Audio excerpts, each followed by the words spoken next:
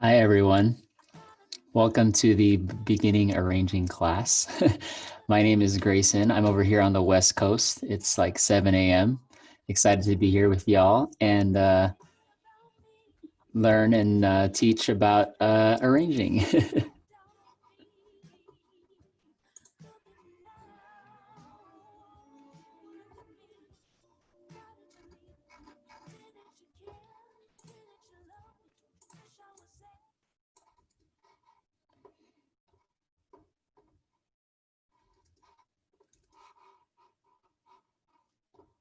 Cool. So let me pull up my little presentation over here and then we'll get started.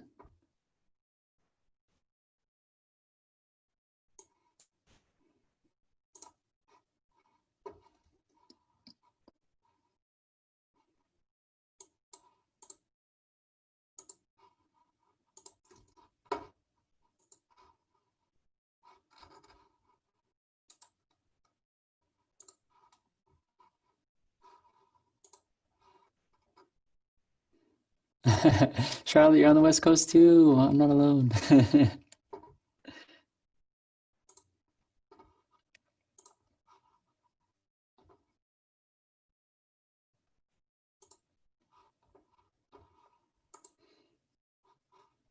Alrighty, can everyone see this?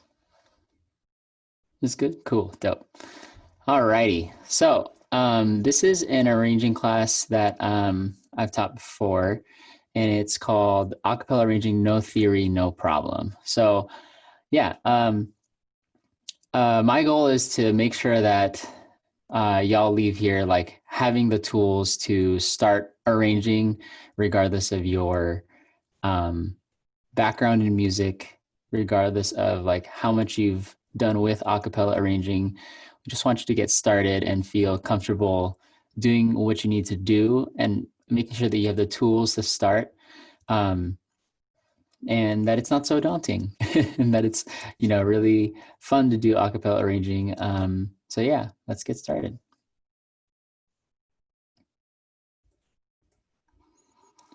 Boop, boop. Cool. So this class is for you if you're interested in arranging and don't know where to start, if you're looking for a fresh look on arranging as a process, if you want to learn what tools and resources are available to you, if you're interested in arranging with a digital audio workstation, so something like GarageBand or Pro Tools, and if you want to learn how to organize and collaboratively arrange with other people and at all like different skill levels. Cool. So I have two books that I definitely use when it comes to acapella arranging. And one of them is this acapella arranging book by Deekshire and Dylan Bell. And this book on its own is really great. I got it as a gift a couple of years ago, and I constantly use it whenever I'm arranging, even up until now.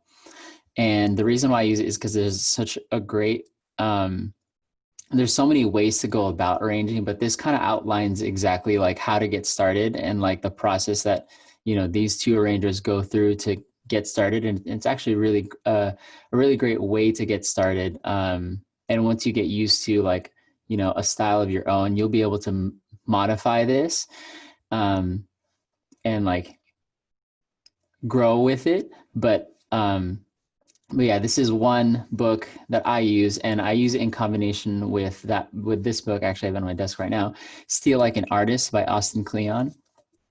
And this book kind of details a little bit of the secret that artists have. And this is the big secret. Nothing is original. That was a really weird drum roll, but that was my drum roll. Yeah, it's that nothing is original. Everything that we do is inspired by something else. And once we realize that fact, and once we accept that fact, we then can look at other arrangements, look at other pieces of art, and kind of look at it and see it for what it is and see if it it is something, or if there are parts of it that are worth stealing, or if there are parts of it that are not worth stealing. And the book details this as we're not seeing things as good or bad, but there are certain things about pieces of art that we either feel like are worth stealing for our own purposes, for our, for our arrangement that we're looking at, or it's just not worth stealing at this moment.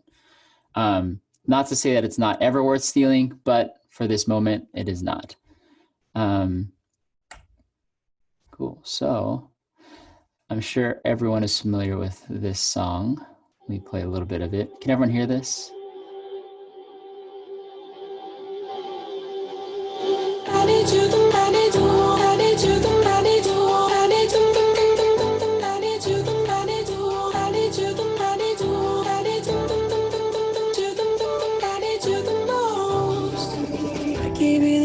When the door wasn't open, just admit it. See, I gave you faith, turned your doubt into hope, and can't deny it. Now I'm all alone and my joys turn them open. Tell me, where are you now that I need you? Where are you now? Where are you now that I need you? Cool. So I'm just going to play a little bit of that, and I'm sure we're all familiar with the Pentatonics version of it. I'm going to play a little bit of that as well.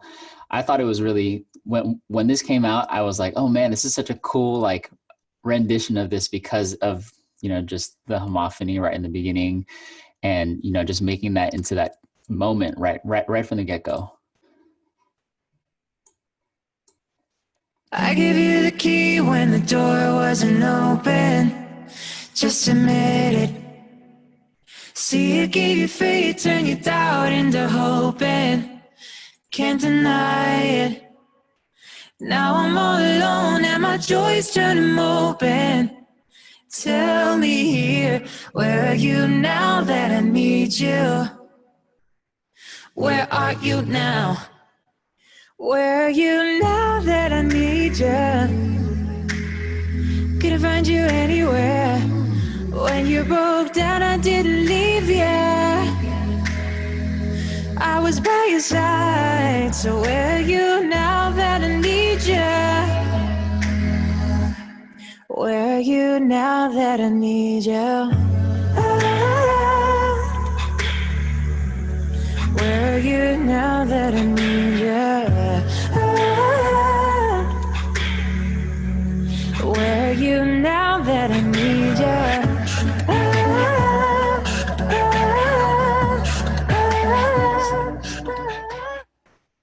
Cool. So I thought that this arrangement again was like so amazing, so original, like we were talking about. But as it goes to show, even people like Pentatonics, like they also have inspirations that they steal from.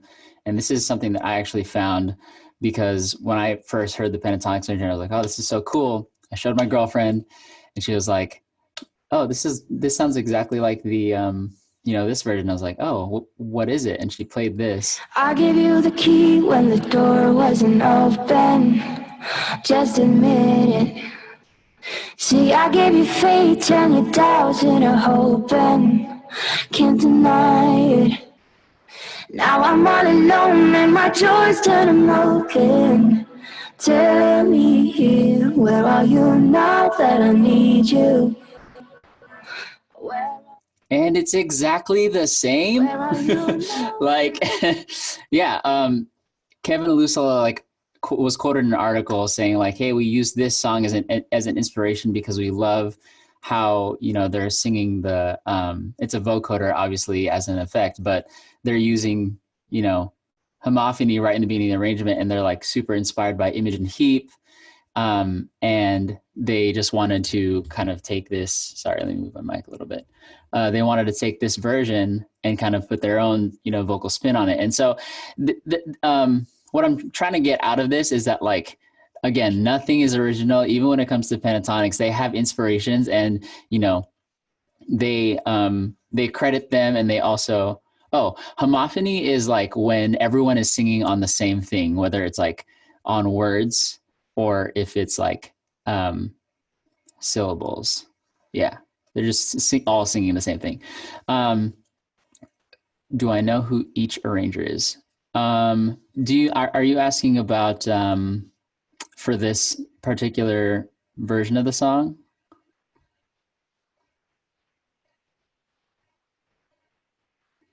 Oh, for pentatonics.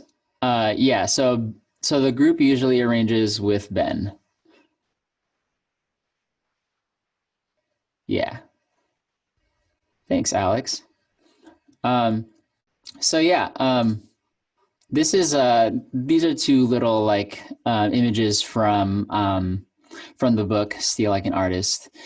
Um, and it's kind of the process that you go through on the left, like your thought process. Like you find things that you're inspired by. Like, is it worth stealing? Is it not worth stealing? If yes, then cool. And you continue to look for that stuff. If no, then you just leave it alone and you move to the next thing. Um, and on the right, again, like we're not looking to find other work to degrade it or skim it or plagiarize it. Even Kevin like credited like this other song that they took inspiration from, but we're here to like honor and study and kind of like steal from a bunch of sources like that inspire us in order to create something. So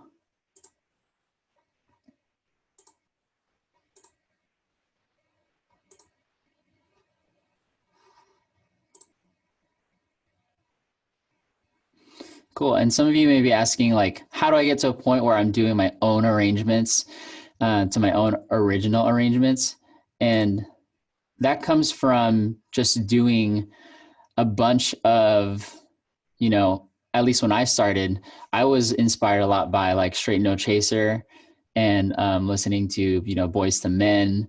And I started out just by transcribing exactly what they had done by ear. And then seeing how that fit with the voices that I was already arranging for. And you find that when you're doing that, you realize what works, what doesn't work for your group. And also you find what your taste is like, oh, I really like this, or I don't really like this. And that is kind of like that process of, this is worth stealing for me. This is not worth stealing for me. And eventually you do so much of that you start to steal from, multiple sources. And that's where you kind of gather your style from. Everyone, again, is influenced by the things that they like, and also by the things that they don't like. Cool. So another exercise that you can do is like imagine all the a cappella groups and arrangers and artists that you look up to and put them all in the room. What would they make if they all collaborated with you at the lead? So that's kind of a great way of thinking about like your mind, right? And like your style is that like, what's great is that you already have this, you already have taste. It's like, it's the thing that, so the thing that you would need to work on is like just getting like experience, just doing it more and more and more. And, making sure that you're not stopped by having to be quote unquote original, but being inspired by the, a cappella groups and arrangers and artists that you look up to already. So make those arrangements that those people would make. Cool. So now we're going to dive into this a cappella arranging book. And I'm not going to go into too much detail. I definitely suggest that you would, get this book so that you have it as a resource. But we're going to go over a little bit about the process and the creative hats that are detailed in the book. Okay. Question from Rachel. When you are transposing from an original, do you just act like each instrument is another voice part? Great question. So for me, my style is that I like to use things that are as natural as possible when it comes to singing. So lots of oohs, ahs, ohs, and I kind of use vowels to dictate my dynamic. So if I want something to be quiet, I'm likely not going to use something that that has a really open vowel like o, ah, or eh. I'm most likely to use like an ooh. But when it comes to like listening to instruments in like a produced track and trying to find out what parts I could use for a vocal arrangement, the answer would be it depends. If the group and the arrangement is meant to have a lot of parts. So I'm in a group called Top Shelf Vocal, and there's like 30 of us. We're like an army. It's a post collegiate group, and there are songs that we do at our end of year concert where everyone is singing, and it really would be like kind of a disservice to our group because using our group size as a strength in arrangements is something that we do. And so we typically don't have arrangements that have like 4 parts for 30 people. It's usually like much more, at least 6. Um, and and when I'm listening to parts in a production, in the production of a song, I'm listening to the function of what instrument of like what the instrument is doing. So for example, if there's like if there is something like really rhythmic happening, but it's like it is maybe like a guitar part that might be too hard to do vocally, I might just leave that rhythm, that maybe that subdivision right up to the VP and the bass instead, to kind of like put that together. And that way the rhythmic bed is still there if it's such a big part of the arrangement.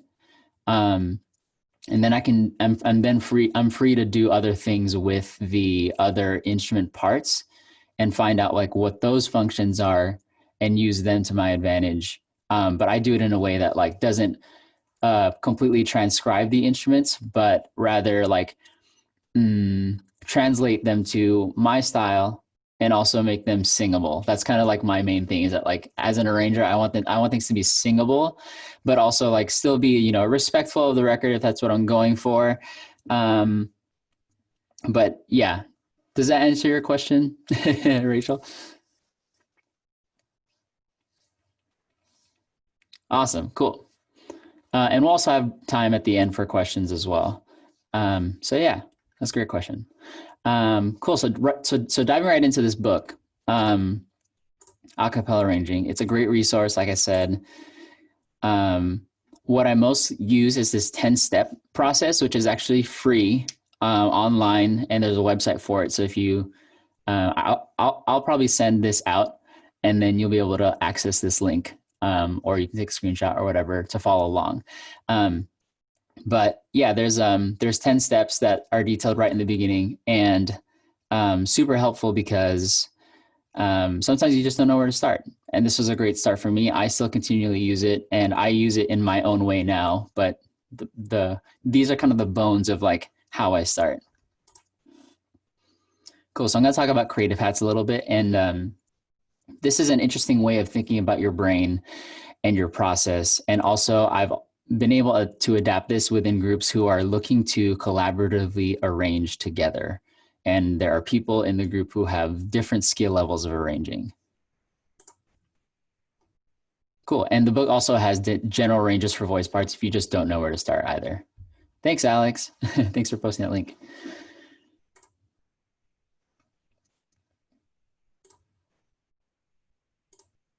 Cool. So in the creative hats, there are 3 of them. The first one is the dreamer. This is the person that that is like the Walt Disney. They have like raw, unpolished creativity. It's the part that like generates ideas, whether it's simple or crazy. So for me, what this looks like in combination with the Steal Like an Artist book is I have like a notebook that I write in, and sometimes I play the song and I'm just writing down things that I want, like regardless of how it's going to fit or anything like music theory related. I just write down, all right, I want a cool trio riff moment here, or maybe I want this like little motif that's playing on, like, you know, right in the background for this little thing. And, you know, again, this is kind of like you're finding like what you're inspired by and combining it into in this arrangement. And they're usually not practical, not the type to figure out how to make things work. They don't really understand time or deadlines, and sometimes only work when they feel like it. So not feeling really like any pressure is where that note is coming from, as far as like, you know, needing to be quote unquote original or needing to hurry up. It's like, we need this raw material to start. So putting yourself in this mindset, or putting on this hat rather. Sensitive soul. If you interrupt, analyze, or criticize this, they might run out of room or disappear. Without the dreamer, you have nothing to work with because the dreamer's greatest power is to create something from nothing. So this is like the stealing phase. For me, this may also look like finding a song on Spotify and putting on the radio, like the Spotify radio, and the songs that are related to it could potentially give me ideas for my arrangement. Or going online to YouTube, finding other covers of it. You know, I'm sure that's maybe how Pentatonics and Ben were able to arrange the Where Are You Now cover, is that like they probably looked for versions of it, stumbled on that one, and then had a place to start. But yeah, the dreamer is so important, and how it works with the other two hats, you'll be able to see in a moment. Cool. So the editor, we have Leslie Nope. They get things done and make things go. They're usually like the person who's practical or logical. They love to tinker and execute. This is where they take this raw material that you've done to collect and see how they can make that one trio thing work or that one motif work vocally. They have an eye for the big picture, excellent at, you know, assimilating different ideas and making them work together. Sometimes a little myopic, they can't really see beyond like what's in front of them because they're focused on like making this one thing work, making this work. So they have all this raw material to work with, and the more they have to work with, the more they have to focus on. And needs help on either side to make things go. And what I mean by that is the third hat, being the other side, is the critic. This guy is Gordon Ramsay. He's very critical, if you don't already know. But yeah, so the critic will look for faults. This is the person that will look at the arrangement and say, oh, like, you know, the voice leading here is kind of weird. Maybe we have our tenors too high for too long here, that sort of thing. So the critic is looking for those things, like a detective or a tax auditor, looking for things that aren't right. Looking for any weakness that there could be in the arrangement, looking for things that are maybe spotlighting weaknesses in the group that, you know, that they naturally have, and are looking to, you know, replace, you know, those weaknesses or errors with strengths that the group has. At first glance, may seem like a negative type, but really they're not. They're, at the end of the day, they're like, all the hats are looking for the best arrangement that can possibly be, and that also includes, like, you know, being able to sing it. So yeah, best arrangement possible. Specialized tool set, definitely use at specific times. Like, for example, you wouldn't want to use your critic hat and your dreamer hat at the same time. Otherwise, then you get into this conflict of, you know, you're kind of criticizing or hitting the delete key too quick. You know, like you kind of have to flesh out the idea with the editor hat before you can say, okay, this really doesn't work. Cool. So yeah, unlike the editor who's simply working with what they have, the critic can see what's missing and help to find it. But he is like a guy with a chainsaw, so be careful about letting them loose. Cool. So I kind of adapt this to, if you're interested in like adapting this with your group and seeing how this works outside of just like your own brain, aside from you just putting all these hats as an arranger. If you are interested in like making this work as a collaborative thing with your group, this is a kind of a new thing that, you know, Top Shelf has done before. But basically what we'll have one editor who's kind of like the project manager of the arrangement. They're in charge of actually getting it done and actually having a physical arrangement for the group ready to go. And on the editor's team, they have like a dreamer team, like a team of people who maybe don't have as much experience in arranging or don't have as much time to devote to this particular arrangement. They are on as a more like casual member who is able to give ideas and also steal ideas for you. We kind of put it on like a Google Doc, a shared Google Doc, where we can share these ideas, like, so that your editor has something to work with. And so the editor then can choose, like, this is worth stealing, this is not worth stealing. And they kind of get into that process. And the dreamers are able to also kind of shadow the editors in case that they're interested in learning how to arrange more and also take on their own project. And then we have an MD who is our critic, who takes a look at the final arrangement when the arrangement is done by the editor, and looks for voice leading stuff, looks for maybe things that aren't going to work for the group, and then gives notes to the editor to make changes with the Dreamer team potentially, and then that cycle continues until you have a final product. Cool. So what this might look like in a group setting and also by yourself. You let the Dreamer start. You tell the editor and critic to come back later.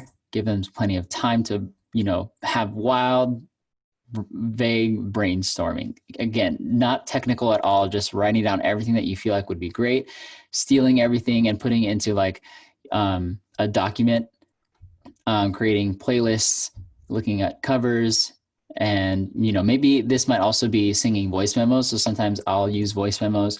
I'm also an audio engineer, so I will open up Pro Tools and I'll just record a scratch track in which I kind of just play the song. I very badly hum like ooh, ooh, or like I'll like really I'll sing like the core of the idea that I want while the song is playing, and I'll record myself doing that.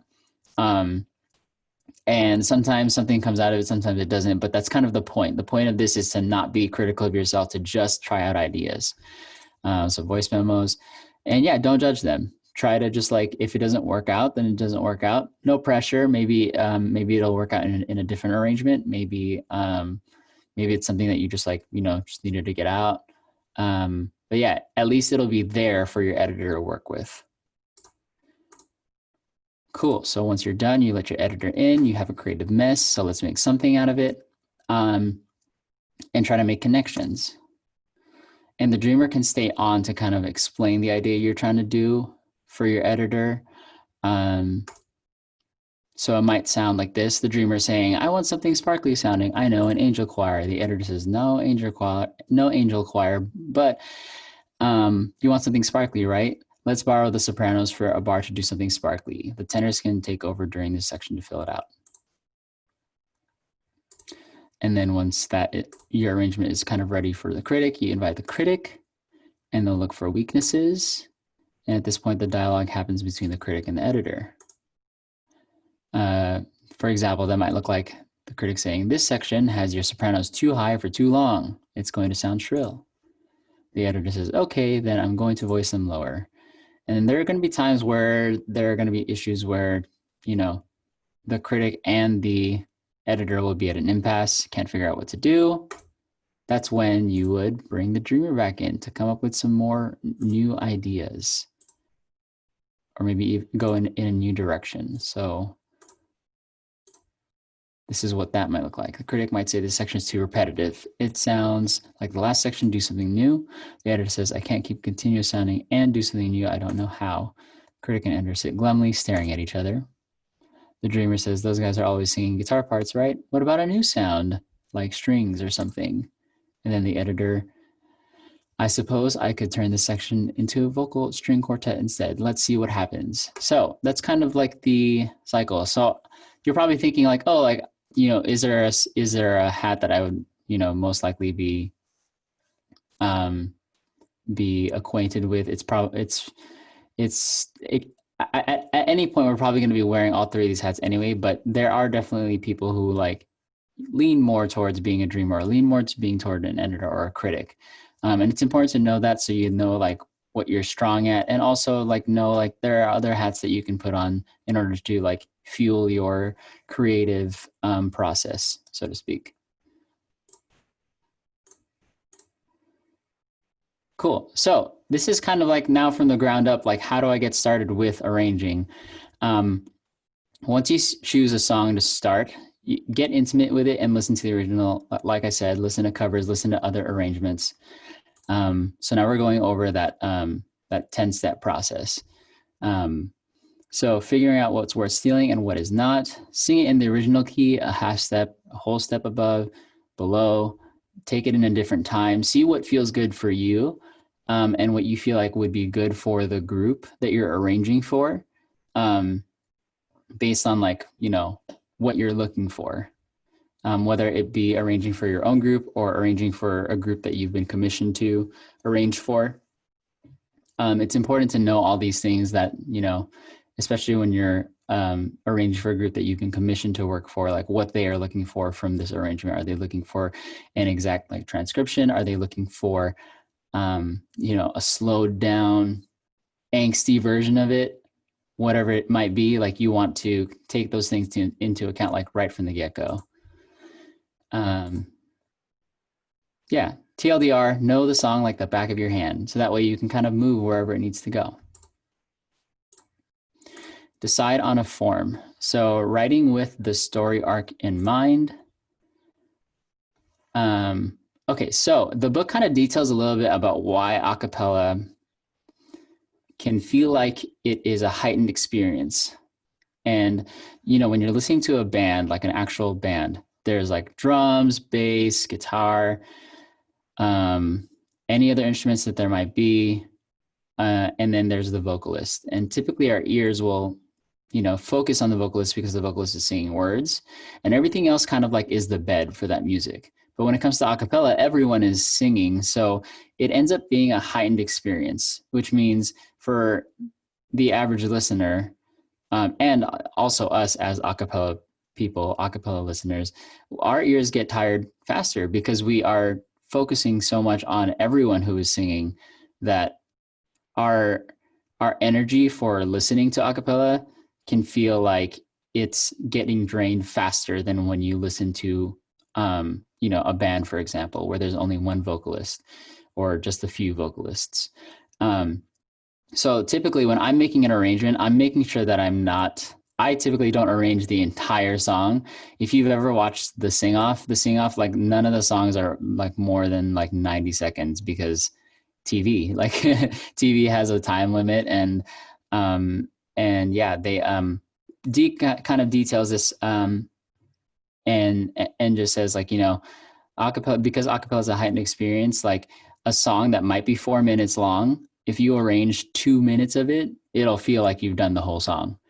And yeah, like when I watched the sing off, I didn't feel like anything was missing out of all the 90-second snippets that I watched of all the groups sing. So yeah, say what you need to say as poignantly as possible and avoid any unnecessary repetition, just to kind of keep that in mind. Cool. And so these are the prep materials that I have before I start a song. Know what the key of the song is. You can find do or the tonic by singing the scale while the song is playing until you find that ta-da moment or like a landing moment. You can also look up what the key is if this is something that you're not super familiar with. Yeah, and then finding the tempo. So you can use this website to kind of like tap the tempo with your space bar and have your steel sheet ready, like your steel document, your Spotify stuff, basically anything that you would need to start working with raw material. And don't be afraid to dream big. Cool. So I always start with the melody. The melody informs a lot of what you're going to be doing in the arrangement. Some people like to skip this because they just want to get right into doing the background vocals or right into that bass line. But the melody gives you a lot of information about what you want to be doing with your story arc, especially the lyrical values, like really high, and has a lot of meaning. You're probably going to be using a lot of that in order to find what you're looking for, and be inspired by, some of those words that are already in that bed. So yeah, write this out. And don't forget that it's a part of the arrangement too. I also, because I sing and I have my own style of singing, I will tend to manipulate the melody as well to like make it fit with the types of backgrounds that I'm going to do. So sometimes this process may be I'm transcribing it, and then at some point I'm like, oh, I actually want this to sound like this, and make the melody go up, and then in the backgrounds I can do the same thing. So making those decisions right from the get-go will help you with the rest of the arrangement as well. Yeah, take some liberties here and consider who the soloist is going to be. It's good to know who your soloist is going to be, or have something in mind of like how the soloist is going to sing something, because that's, it's also part of the arrangement. Something that I also forgot to mention is that when you do have your melody, you can also see where the gaps are. So like, someone sings a verse and it's like, I gave you the key and the door wasn't open, just admit it. And then you have this space where something maybe musically could happen in your background, but you wouldn't know that if you had not, at least transcribed the melody. Cool. Arrange the solo to serve your version of the song. Cool. And then the next thing I would go to is the bass line. This would be like kind of like the bed of the arrangement, in which like where the rhythm is hitting and like how you want the song to feel. It's considered the second melody because it's like the next thing that you hear aside from like the words. For example, like the I Want You Back, Jackson 5 is so melodic. Dun, da da da da.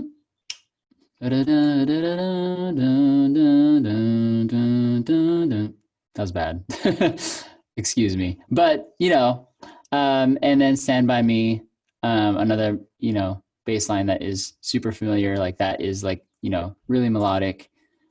Yeah, the roots of the chords matter. Make it fun and singable, because basses are humans too. And yeah, bass and vocal percussion work together. I started my acapella journey and arranging journey not knowing how to beatbox, and like now I do. And it really changed my whole outlook on like how I arrange something, because there's so much you can do, like with the power of like vocal percussion specifically. Because when you know exactly what your vocal percussionist is going to be doing, then it kind of informs how you want your arrangement to play out, or how you want it to sound. Because the vocal percussionist, if you think about it, is doing like 60% of the sounds that no one else is doing. You have one person doing, like, having so much of that authority, so much of that power. Like you could take any section and then you can go, and then you suddenly have that feeling in the arrangement. And like, yeah, like knowing exactly what your vocal percussionist is going to do can help inform what you're going to be doing in your arrangement with the notes. Cool. And the next thing would be background vocals. And these are the things that you could probably consider when you're doing background vocals. Rhythmic variety, so like something different from the solo and bass line. Maybe, again, like you're playing within those spaces where the solo sings, and then, you have the backgrounds coming in together. Question from Kevin. I've heard many people arrange around their VP. Do you write in VP lines, or just get a general vibe of what they would do? I think there are many ways that you could do this. You could either, I guess it would just depend. For me, like if I know that I can trust the VP that I'm working with to do what I am, expecting them to do, then I typically don't write it out. And I'll maybe make a note in the sheet music of like, the style I want. Like maybe I want 4 on the floor, or I want them to do that beat that I did, the and then like that's the rhythm. But yeah, I would say it just depends.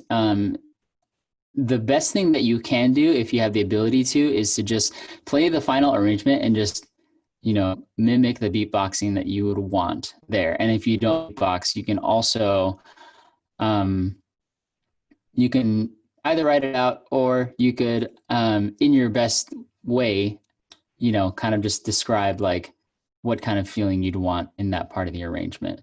But I feel like the best results that I've seen has just been to just do a demo of it, just record a version of what you're looking for there. Even if it's like, even if you're not a beatboxer or a vocal percussionist, just do something that gives them to like listen to something.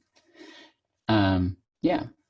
Um, so yeah, in the background vocals, this is where you would probably consider some rhythmic variety, what syllables you'd be doing versus what words they'd be singing. Um, voice leading, a good rule of thumb to start is no more than a fifth between note jumps. Um, that way it's not super far for them to, try to find or get in tune. Um, whether you want, a duet or a trio singing with the solo, block chords versus counterpoint. So block chords are when everyone's singing in the chord on the same syllable, singing as a unit, versus like individual lines where things are kind of like stacking up on each other. Um, yeah, and they're not all singing the same thing as a unit. Arpeggiation. Oh, question from Chloe. Do you think adding a beatbox in an arrangement has a lot to do with improvising and seeing what feels good with the song? Good question. I would say that you would probably know from the beginning when you're, creating the form of your song, if you would want beatbox in the arrangement. And again, it also depends on whether your group has a beatboxer that can do what you're looking to do in the arrangement as well. Because if you already know that, like, maybe we don't have the beatboxer that is right for this particular song and you still want to have a rhythmic element in it, then you're probably going to use more rhythmic variety in your background vocals or in your bass to make that arrangement work for your group or for your particular situation. So yeah, I feel like you could play with it, but you can kind of like dictate it from the very beginning if you already know what you're working with. If you don't know what you're working with already and maybe they want to improvise over it and see what they're doing, you can probably try doing that with maybe a section of your song and see if that is something that is, worth including for the rest of the arrangement. So that way you're not, spending so much time on an arrangement that is meant to have a beatbox section in it.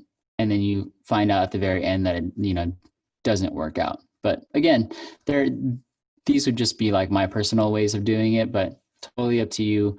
Trial and error. That's how you learn. Cool. So the next thing, arpeggiation, parts working as a unit, but spelling out a chord one note at a time. Yeah, absolutely. Yeah, that's one way of doing that. And then instrumental idioms, whether you're imitating instrumental sounds or textures. So similar to what I said about like, mimicking a guitar part or a horn part, like some people can do like a trumpet sound and, it'll sound really great. And if you have someone who can do that and it works with the arrangement in context, then cool. Maybe it's something that's worth looking into as an arranger. Musical styles, using conventions from classical, doo-wop, close harmony, pop, R&B, barbershop, etc. So there are certain styles in vocal music that already have a lot of like, you know, they have a foothold in acapella in that, like, when you hear shoo up, shooby doo, you like know that's doo up because they use that sort of syllables, and what and you also know what barbershop sounds like, lots of dominant sevenths and that sort of thing. Like they have their own like foothold within acapella. And so using conventions like that can also um, help kind of find a direction for your arrangement. Cool. So background vocals continued. Sing along to the track and trust your instincts. Like this is my favorite way of doing things because I have my own voice in the way that I would want to hear something sung. And so when I, come up with an arrangement, I kind of think of it as like, if I were singing all of these parts and did have the range for all these parts, what would I like vocally do? And that's what I end up tracking. Top line of the arrangement usually heard the most, so treat this like a third melody. So that's probably the next part that I would hear right after the bass, is that I would hear that top part, and I kind of like use that as my as my starting point for when I'm starting to write out harmonies for my background parts, is that like maybe the part that I sung melodically, I want to use that at the very top. It doesn't always work, but you know, typically that is what I am hearing, and I kind of use that as the going off point. Cool. So this is also in the book, but I think this is important to know. Feel free to take a screenshot or whatever, but I'll also be able to put this up online after. Here's some vocal range conventions. I typically, 90% of the time, am arranging within the average range of these parts. And I'll be able to show you in a second how that looks like when I, arrange in a DAW. But yeah, these are the typical full ranges, and I'm usually not past the average range more than like a couple of times, and only if it's really to like set up a moment. And these are really great ranges to take note of, because if you're not familiar with people's ranges, this is kind of a safe spot for these ranges. So soprano, the alto are there. I'm going to go ahead and move on. Here are the typical ranges for tenors and basses.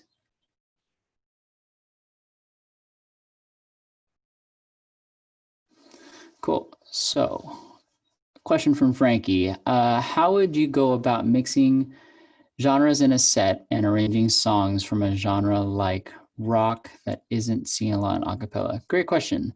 I think it depends on what I'm trying to do with that set. Because I don't want to go into.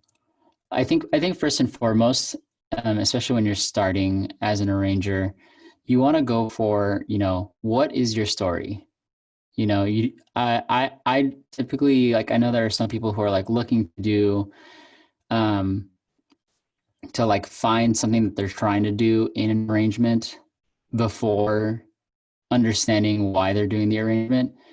And I'd rather have a story, something that has meaning, over trying to achieve or like check mark, trying to mix genres, because it's really more of like, what is the meaning behind it, and to like answer your question in a less like in a less conceptual answer. Mixing genres is really up to, for me as an arranger, the bass and VP, because they dictate so much of like that sound. The background vocals can do a couple of different things to, back that up, but whatever the rhythm might be, that would really set the tone for what that genre could be.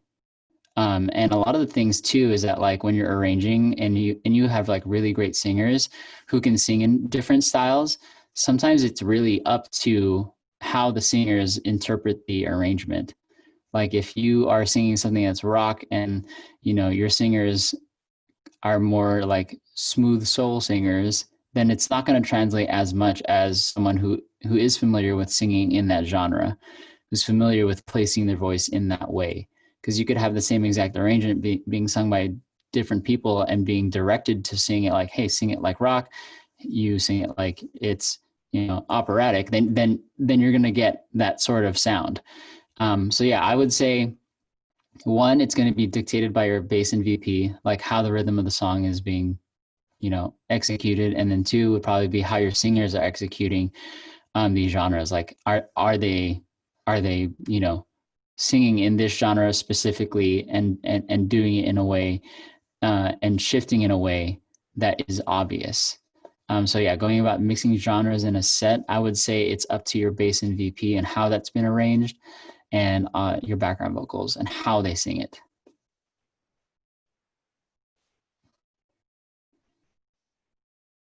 Cool. And Alex has a good thing here. He says, I think the goal is to make it all sound like your group. Think of all the songs that PTX sings, and yet they all sound like them. So sometimes it's a matter of interpretation, dynamics, tone, timbre, instead of just strictly transcribing the instrumentation. Great comment.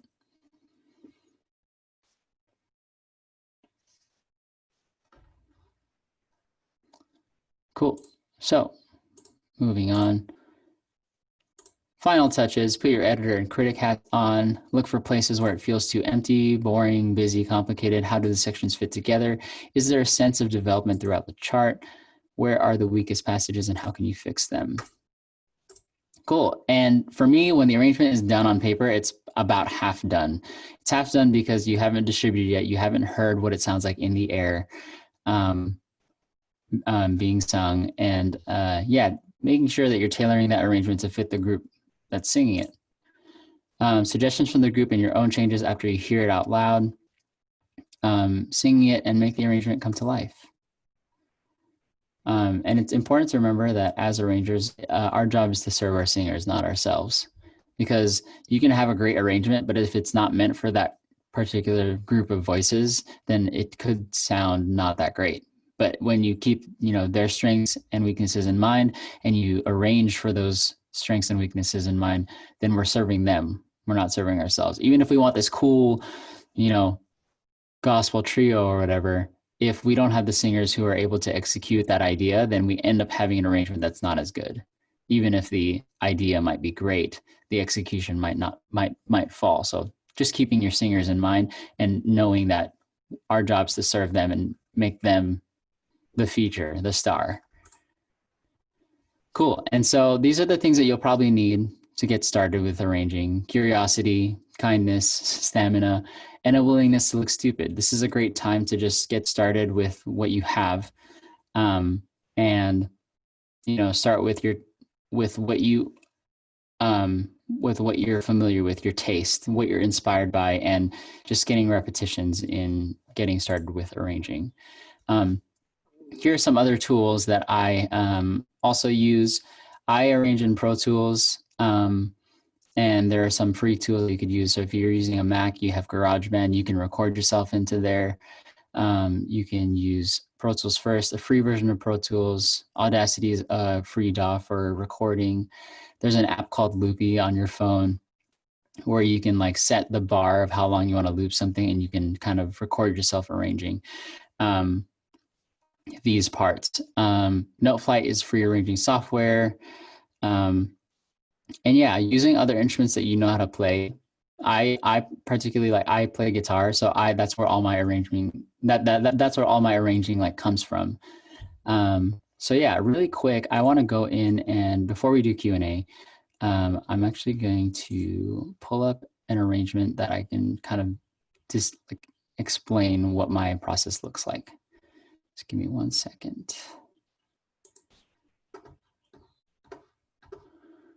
Beep, boop, boop, beep.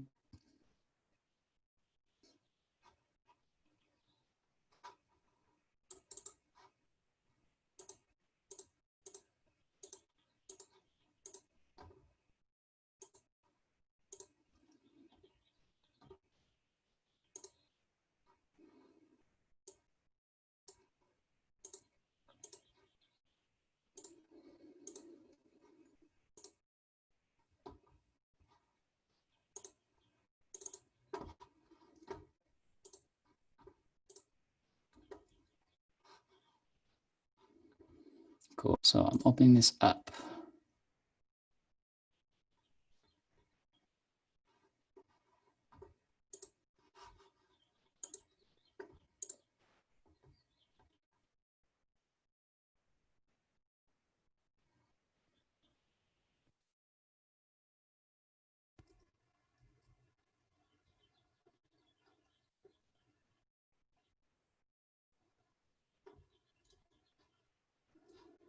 All right, cool. Let me share this window real quick.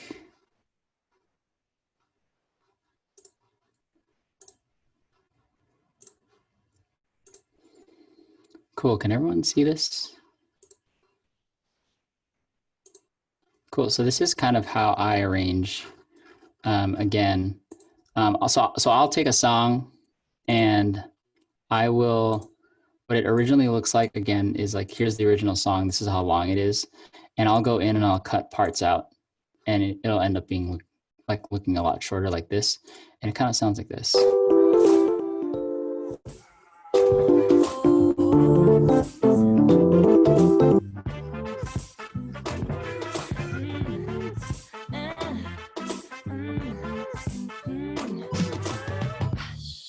what you looking for? Boy, I've been here all this time. I'm the kind of fire that'll help you cool your appetite. Cool. So as soon as I hear like the song again, like I'm looking for things that I can potentially do. So like maybe this section, I've recorded some background parts because I want, maybe like I heard like a slide that I could do there. And so I'll put that there so that later I can like maybe arrange it in here. So I have my soprano, alto, mezzo singing on a chord, but you know, in reality, I want them to be doing it that way with the little slide. And I like to arrange this way because, fun fact, I don't really read sheet music that well. So what I do is I'll go into this DAW and I'll put all of my parts in color code and like color code it. So orange is my sopranos, yellow is my mezzos, green is my altos, blue is my tenors, purple is my baritones, and then pink magenta-ish is my basses. And I kind of just look at it this way because this on the left, if you can see, it's a piano just on its side. And so now I can see where all my parts are sitting. And this is what it sounds like. Sorry, that's just a couple of the parts.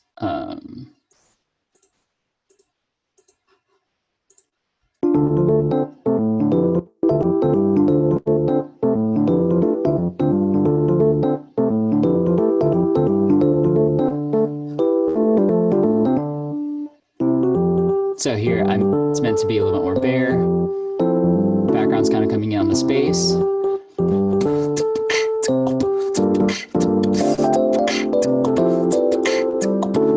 Cool. So this is kind of how I arrange and how I got started is that like, because I don't have to really look at, you know, music that is like on the sheet, I can freely like put my ideas down without having to worry about like notation. So yeah, that's kind of a little bit of my process. I know that we're a little bit short on time, but I can answer any questions if anyone is willing to stay. But yeah, that's pretty much it. So question from Kevin. How do you texture your arrangements without being redundant for songs that have repeating harmonies? Great question. This is the process of like, again, like the stealing process, the dreamer process. It's like finding the things that you want and like having so much of that raw material that you don't ever end up in a position where you are, you have the arranger's version of writer's block. You just have all this raw material to work with, whether it's something you've stolen or have come up with that, you know, I end up not having any redundancy. And again, also for me, like for my own personal style, I typically get inspiration from, you know, changing up the song in the second verse, like very intentionally. And so I end up, you know, making the second verse a lot different from my first verse stylistically, which then gives me different ideas in the backgrounds to texture. Yeah. Cool. And then from Lila, what resource are you using? I am using, so right now I'm using Pro Tools, but there are several DAWs that do this, that allow you to, you know, come up with a little piano roll like this. Logic is very popular. Reaper is also popular. But yeah, I like doing this because I like seeing the music in this way rather than on sheet music. And then when sheet music is necessary, I'll export the MIDI and import it into notation software, and it'll already be there notated for me. Do you know how we can access these recordings to review? That would definitely be a question for Alex. I think they're recording on their end and they'll be able to post it. Are there elements of a song that make you say, oh yeah, that would be awesome a cappella? Oh, definitely. Yeah. There are songs that for me personally, and this might be because of like my own like listening style and also arranging style. There are songs that for me like lend itself to be, oh, I could definitely arrange, you know, the heck out of that. Because you just hear something in it that is like, that speaks to your style. And also there are so many elements that already translate vocally so easily that, you know, like for example, like the song Happy by Pharrell is probably the first thing that like just pops into my head. Like you already hear the song in your head. It's so easy to just start. So yeah, I would also recommend that song to just start if you've never arranged before. Like it's a great way to just listen to and, parse out different vocal harmonies that fit together well already. Um, it's super singable. And you could even record yourself doing it, using like the acapella app just to hear what it sounds like, since, we're all like hashtag social distancing. We don't really have a lot of, the ability to hear what these arrangements sound like in the air. So yeah, I think that's a great way to get started. Any other questions? Oh, thanks, Christian.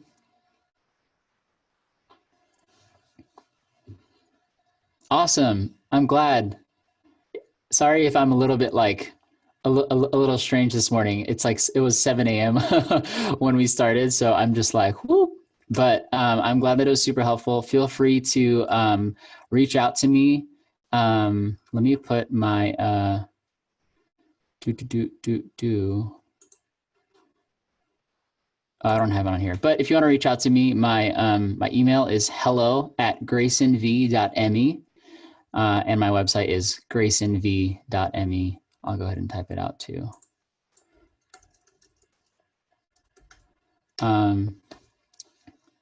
Yeah. How do we hear the finished product? For the class, yeah, you definitely just it'll be distributed by someone from the boss team.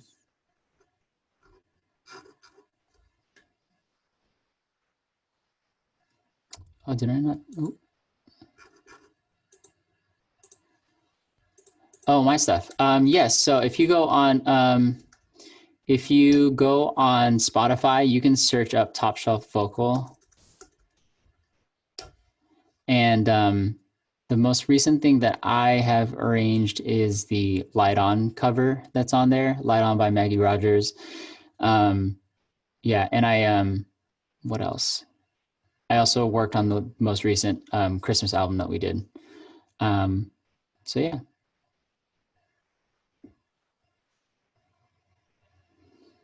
Absolutely. Thanks for spending your morning with me.